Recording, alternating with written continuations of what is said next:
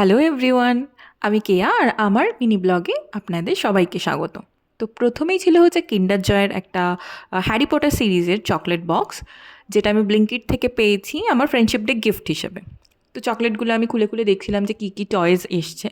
তো এটা ফার্স্ট এডটা খুলে দেখি যে এটার মধ্যে ছিল চোচাং। অলরেডি আমার কাছে দুটো চোচাং ছিল, তো সেই জন্য আমার একটু খারাপ লাগলো। সেকেন্ড ডেটটা আমি চেক করছিলাম, সেকেন্ড ডেটটা দেখার পর আমি ভীষণ এক্সাইটেড হয়ে গেছিলাম, কারণ এটা ছিল হচ্ছে আমার একটা ফেভারিট ক্যারেক্টার, হারমাইনি। হারমাইনি পেয়ে আমি ভীষণ মজা পেয়ে গেছিলাম। তারপর থার্ড নাম্বার চকলেটটা আমি চেক করছিলাম, ভাবছিলাম যে গোল্ডেন হ্যারি পটারটা যেন পেয়ে যাই, হ্যারি পটারটাই আমার চাই। এটা ভাবতে ভাবতে দেখি যে হ্যারি পটারই পেয়েছি, কিন্তু কোনো স্টিকার মতো ছিল, টয়েসটা ছিল না।